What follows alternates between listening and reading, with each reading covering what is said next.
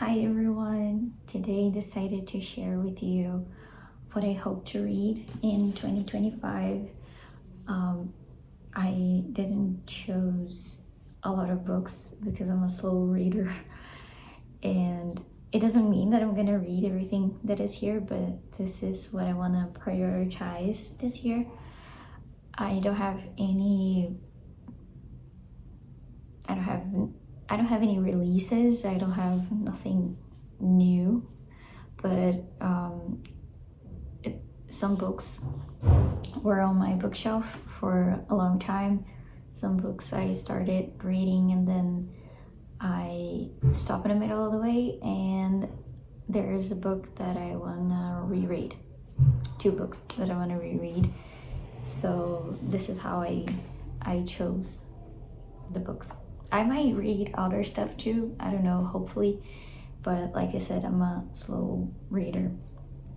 And by the way, Happy New Year. So the first book that I chose is The Seven Husbands of Evelyn Hugo. I hope it's like that you say like this in English. I have this book in my bookshelf for a while now. My cousin gave me 3 books of the author, the Taylor Jenkins Reid. She gave me this one, Daisy Jones, that is on the list too, and one that is called something Malibu or something Beach. And I decided to pick this because I am very curious about this book. I see a lot of people talking about it still online because of the Netflix conversation on making a movie. I don't remember if it's Netflix, the studio, but they were supposed to make a movie about it, and then people are a little obsessed with the casting. And every time they are in the award season and I don't know, they see a Latina on there, they're like, oh my god, this is Evelyn. And I know that there's a ginger too in this book that is not Evelyn, it's her friend, but I don't know the name. I don't know much about the story. I know that she was married 7 times, and apparently, well, I don't know if it's a spoiler, so I'm sorry, but apparently she's a lesbian or bisexual, and I don't know much. But I know that, okay, let me try to make a summary of the book. Evelyn was like a big star in the old Hollywood, and she was known for her personal life too. She was married 7 times, and people like to talk about her life because of that. And the story is on the present, and she's like 70 or 80 years old, and she decides to tell her real life story to a journalist. And then we're gonna know more details about the marriages and this ginger friend that I don't know the name. It's apparently a short book, 300 pages. I think I'm gonna read this fast. I hope I like it because a lot of people seem to like it, even though I think I'm gonna like the Daisy Jones one better. I don't know. But okay, this is one of the first of the list here. I don't know in each order I'm gonna read them, but I think it's gonna be like as I feel it, I guess. The next one is The Great Gatsby, that I talked a little bit about in the previous video on the Christmas tag.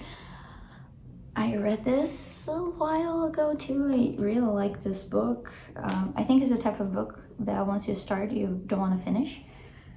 I like the way the story is told. I hate every single character, and to me this is very important to make me like a book, I guess. I don't know, I feel that every time I hate everyone in a story, I feel more engaged to continue hating on them, and you know, like I don't know, like see how things turn out for them, basically. So this book is set on the 1920s era, and we're gonna follow Gatsby, Jay Gatsby, and he's like super rich, super rich, and he's famous for his extravagant parties where everyone goes, and like he has a mansion and stuff, but people don't know who he's like. He gives these parties, but people don't actually see him, and he's like involved with very important people, you know, like he's kind of a mysterious guy. And then our narrator, he's actually a character in the story, and he gets to meet Gatsby and they become friends. And we're gonna see a little bit more about Gatsby and this mysterious figure. We're gonna know a little bit about his love interest, which is interesting. It's a complicated story, and I don't know. I cannot say, I cannot judge because I'm not American, but I think this book really encapsulates what I think about the 1920s in the United States, like the old Hollywood lifestyle. And I mean, this is like a pure American dream propaganda. I mean, Gatsby is very, you know, like the guy that is a zero, like he goes from zero to hero, and like he's millionaire and stuff, and charming. So I mean, this book is a big propaganda to me, not in a bad way. I'm not like saying this in a bad way, but I mean, I think this book summarizes a little of the ideas that I have of not an average American, but like of rich Americans, and the 20s as a decade in the United States, and like rich and famous people. And yeah, I'm excited to reread it. It's been a while, and talking about this book in a previous video made me want to pick it up again. And I got this edition from my cousin. It's a very beautiful edition. I think I told this in the previous book, but in the previous video, but I want to say this again because it's a really gorgeous edition with illustrations. And I did some research, and I read people saying that it's a awesome translation, so I'm excited. I never read it in English, not the first time.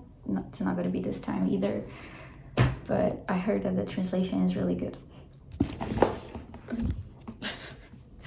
The next one is Jane Eyre, another classic. I love the movie. I really liked the movie. The first time that I watched the movie, I was like, wow, this is it. Like, this is gothic, this is romantic, this is empowering. Being Jane Eyre is the girl and stuff. And I watched the movie a few times since then, and I got this book also from my cousin. I mean, my cousin, she's like my sponsor. Basically, like everything. She has like a lot of editions of a lot of books. Like she has 4 or 5 editions of this book, and she gave me one because she was, you know, like we need to clean our shelves, bookshelves at some point. So occasionally when she's like giving stuff away, I pick up books. Recently I got a Dracula version from her, but anyway. So she gave me this book a few years ago too, at least 3 years ago, and I never read it. I don't know why.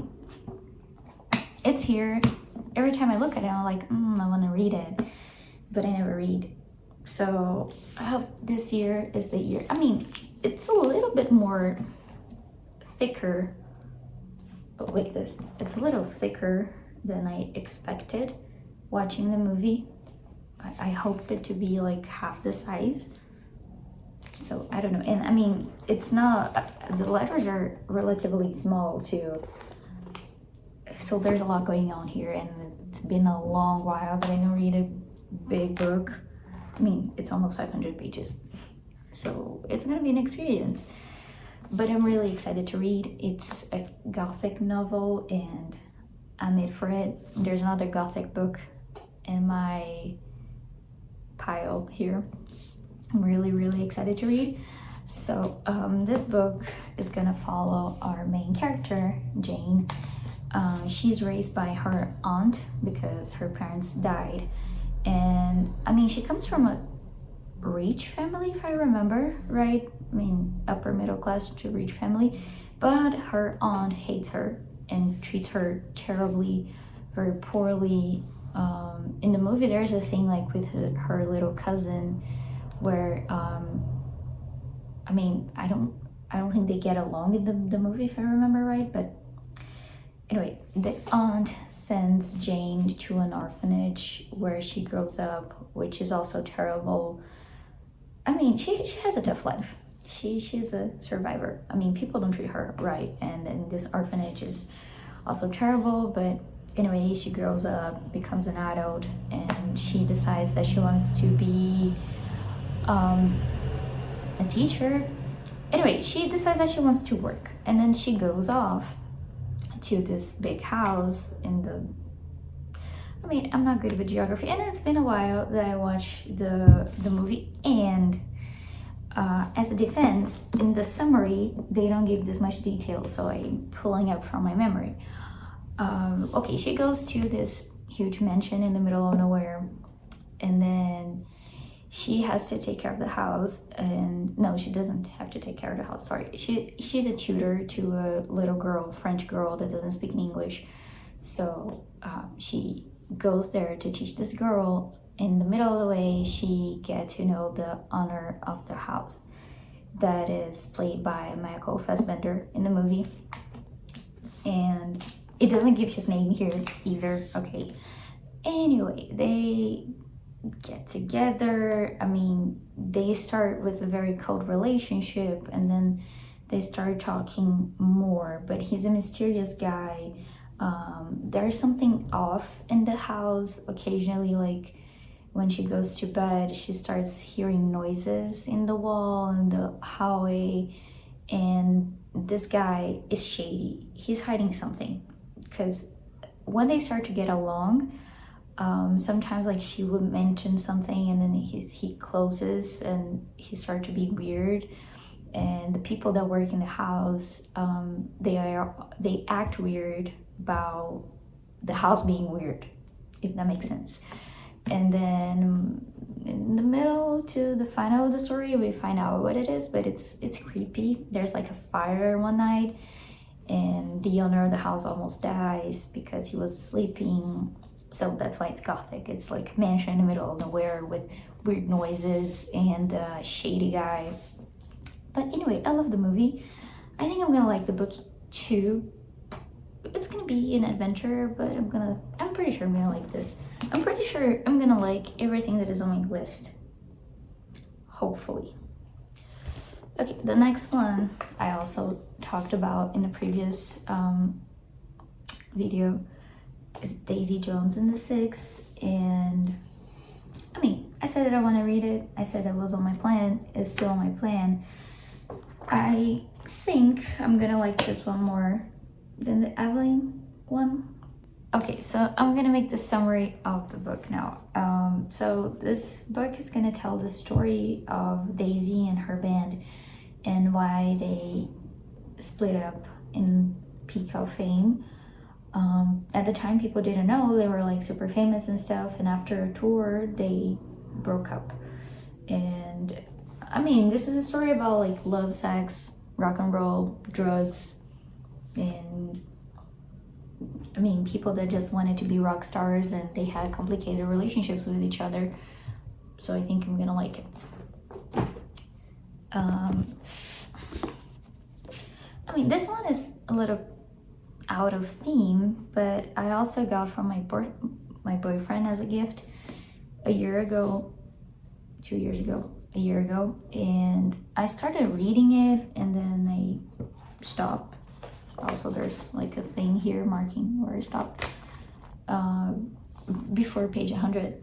I mean, there's not much to say about this. It's about investing money, and I just want to read because, I mean, I'm not saying it's not interesting, but I just want to finally read it. So I don't know, I feel a little uneasy when I look at my bookshelf and I see a bunch of books without me reading, like they're kind of forgotten. So I want to read it so it's not only there.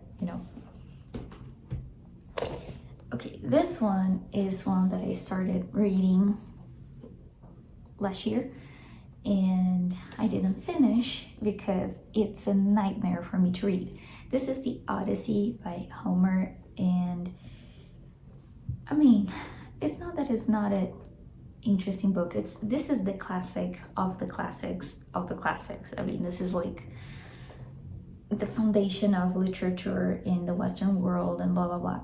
So it's interesting. By the way, it's interesting. Not only like it's a super important book, it's interesting. But the problem is the translation that we have here, it's really complicated for me to read. It's like in a very, I mean, it's not an old Portuguese, but it's kind of an academic Portuguese. And I have sometimes like, I feel really stupid saying this, and I feel really stupid reading this book because sometimes I have to read a page like again or 2 times because some things don't make, I mean, they make sense, but it takes longer for things to make sense. And then it was taking me so like way too long to finish this book, and I was like, yeah, whatever, later. But I mean, just 1 minute to appreciate how gorgeous this edition is. Like, it's amazing. I mean, here I kind of ruined it a little bit, but it's just so perfect. I found this in a thrift shop and I was like, I have to have it. It was like super cheap and it kind of looks like a collector's edition. Really nice, and it's like gold here too. No, here, no, yeah, only on top. It's gold here on top, and I really like it. The story is very interesting. This edition opens with an introduction that, I mean, how do I say it? Okay, it opens with an introduction that I think is really important to give you context of what's going on and when this book came to be. So it says a little bit about the Greeks, who they are as a society, a little bit, and their relationship with the sea at the time, and who Homer was, and why he wrote the Odyssey. Because I mean, it's kind of debatable if he actually, like, if Homer was a person and if he actually wrote anything, and if he created the Odyssey and the previous one that I don't know how to say in English, so I'm not gonna try. Because the Odyssey is like part 2 of the Iliad book. I hope I'm saying it right. It's like a part 2, basically. It's another set of characters, another protagonist, and another challenge. But I mean, it's basically the same scenario, I guess. So like, it gives a little bit of context on where the story came to be a story, basically, if Homer created it or not, if he wrote it or not. But it gives a really good context. And I only read, like, it's split in rhapsodies, and I think I only read like 5 or 6. But even in the rhapsodies, there's like the little footnotes that also give you a lot of context of some customs, places, names and stuff, which is really helpful. Like, you're not lost. It's a nice edition. It's just like the translation is not it for me. This book is from the 90s. This translation is from the 90s, and it's kind of surprising because like 30 years ago, people didn't speak much different of from what I speak. Like, the Portuguese was not much different than the Portuguese that I use. But I mean, this feels really academic. and it complicates my life, and it's interesting, and I just really want to finish reading it because I mean I was in an interesting part of the story, you know. Odysseus was about to escape from the island, which is interesting. I want to know how it's gonna go. So I'm gonna try. I can't promise. I might just buy a Penguin edition. I mean, Penguin has awesome translations. It's a little pricier and it's not as cute and good looking as this one, but I know they have like nice translations, and I mean, I need it because it's hard. But okay, going on with the Greek thing, we have the Symposium by Plato. I read it a few years ago, like it, really nice and stuff. But I picked it up last year and I couldn't finish for reasons that I can't explain. It wasn't it for me. So I have this edition for a while. I got it. It's like a cheap one. It doesn't have like the insides. I like it.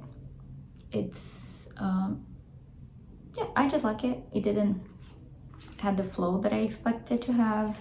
I'm only in page 34, and well, I'm gonna start from the beginning. All the books that I marked where I stop, I'm gonna start from the beginning because my memory is not that good.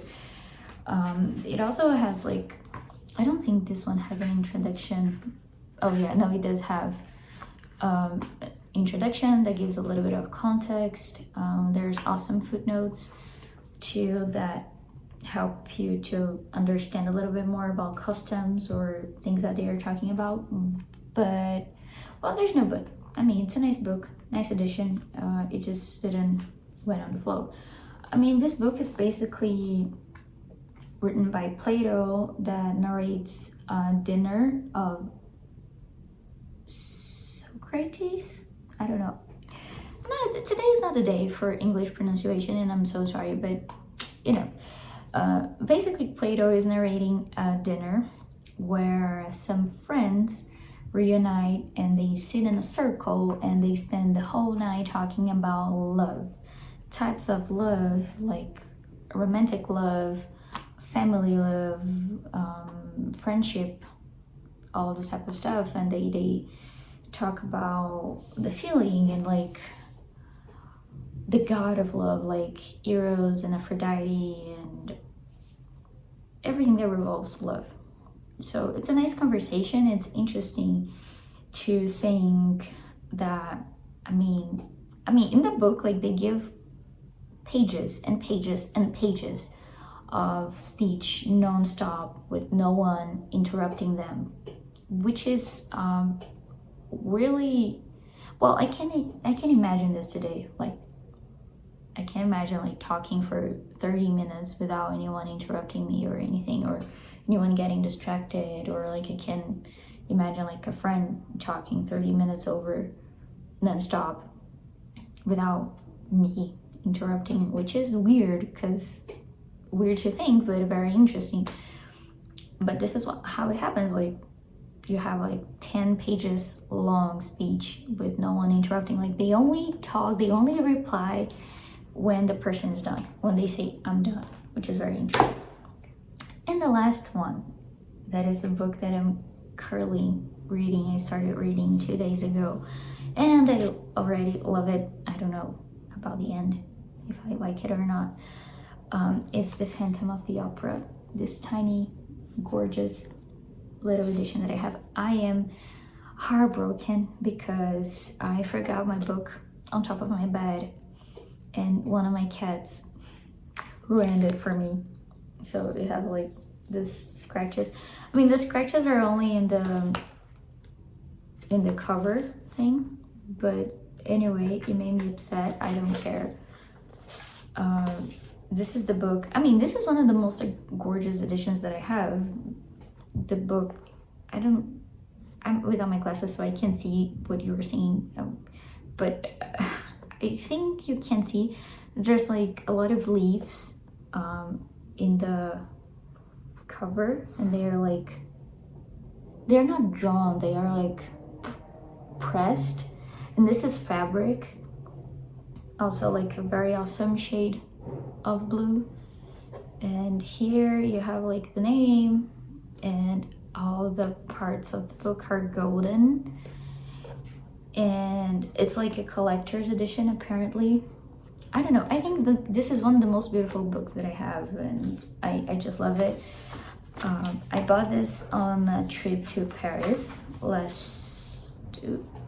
into 2023. I mean, less than 2 years ago. Okay, 2023, it was like a year and a half ago. And then I went to Shakespeare & Co. because people said like, oh, this is an awesome library, you have to go. And I was like, okay, I have to go.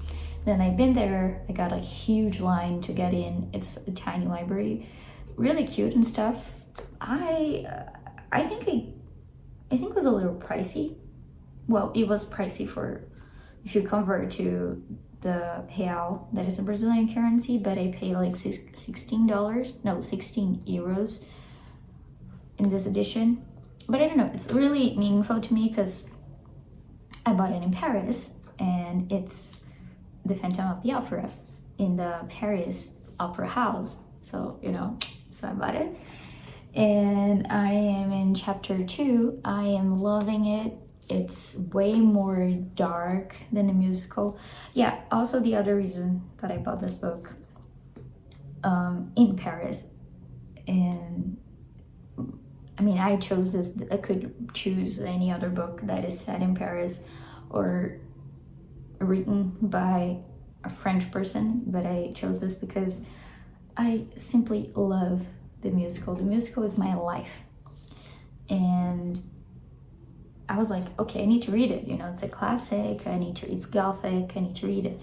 And the book is way more dark than the musical, at least in the introduction and the scenario. Also, the ending of the ghost is different in the book. It's said in the introduction. Okay, it's said in the introduction. This is not a spoiler. It's different in the book and then the musical.